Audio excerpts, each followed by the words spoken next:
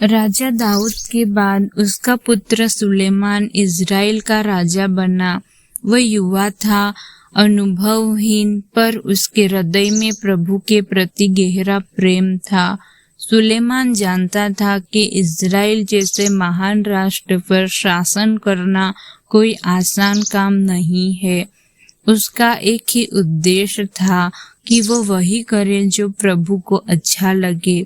सुलेमान ने अपने पिता दाऊद की आज्ञाओं और शिक्षाओं का पालन किया। वह प्रभु की भक्ति में लगा रहता था। एक दिन सुलेमान गिबोन नामक स्थान पर गया, क्योंकि वही उस समय सबसे बड़ा और ऊंचा स्थान था जहां लोग जाकर बलिदान चढ़ाते थे। वहां सुलेमान ने 1000 होम बलियां चढ़ाई। 1000 बलिदान, ये कोई साधारण बात नहीं थी। ये उनके प्रेम, कृतज्ञता और भक्ति का प्रतीक था। सुलेमान का हृदय नम्र था। वह जानता था कि यदि उसे सही ढंग से राज्य चलाना है तो उसे अपने ऊपर नहीं बल्कि प्रभु पर भरोसा करना होगा। उसी रात जब सुलेमान गिबोन में था, उसे स्वप्न में प्रभु दिखाई दिए। प्रभु ने उससे कहा, मुझसे जो तू मांगे मैं तुझे दूंगा। एक क्षण के लिए सोचिए, सुलेमान कुछ भी मांग सकता था, धन, शक्ति, दीर्घायु या अपने शत्रुओं पर विजय, पर उसने जो मांगा वो पूरी मानवता के लिए एक उदाहरण बन गया।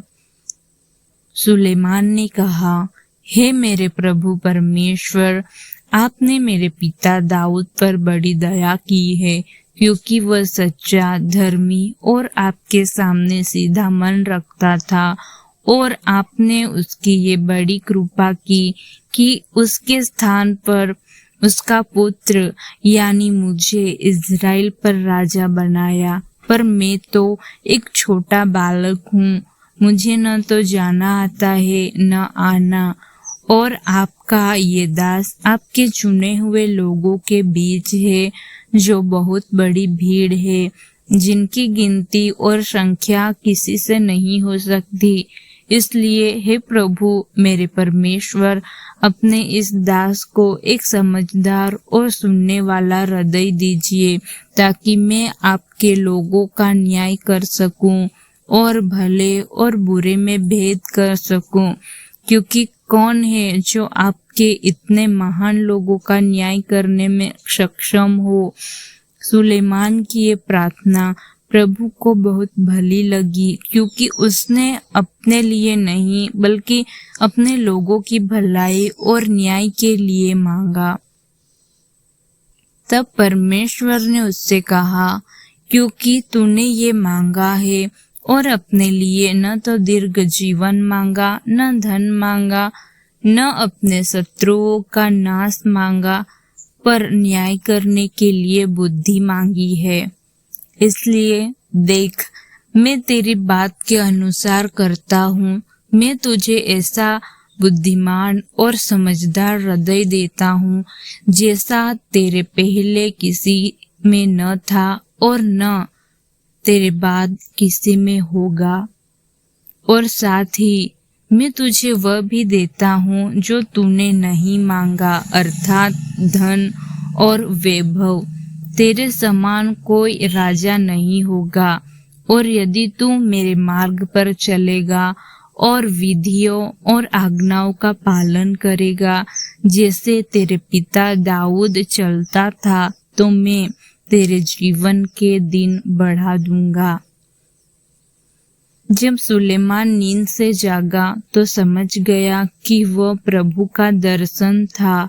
वह तुरंत यरूशलेम लौटा और प्रभु की वाचा के संदूक के सामने आया। वहां उसने हम बलि और मेल बलि चढ़ाई और अपने सब सेवकों के साथ भोजन किया। सुलेमान का हृदय आनंद से भर गया था, क्योंकि उसने देखा कि प्रभु ने उसकी प्रार्थना सुन ली है। सुलेमान ने कुछ भी अपने स्वार्थ के लिए नहीं मांगा। उसने मांगा कि वह प्रभु के लोगों के लिए न्यायपूर्ण और बुद्धिमान राजा बने, और प्रभु ने उसे न केवल बुद्धि दी बल्कि धन, वैभव और आदर भी दिया। उस दिन से लेकर उसकी मृत्यु तक सुलेमान का नाम सबसे बुद्धिमान राजा के रूप में जाना गया। उसकी ये प्रार्थना हमें सिखाती है कि जब हम परमेश्वर से सही चीज मांगते हैं तो वह हमारी अपेक्षा से कहीं अधिक देता है। जो कोई बुद्धि की घटी में है वह परमेश्वर से मांगे, जो सबको उदारता से और बिना उल्हाना दिए देता है।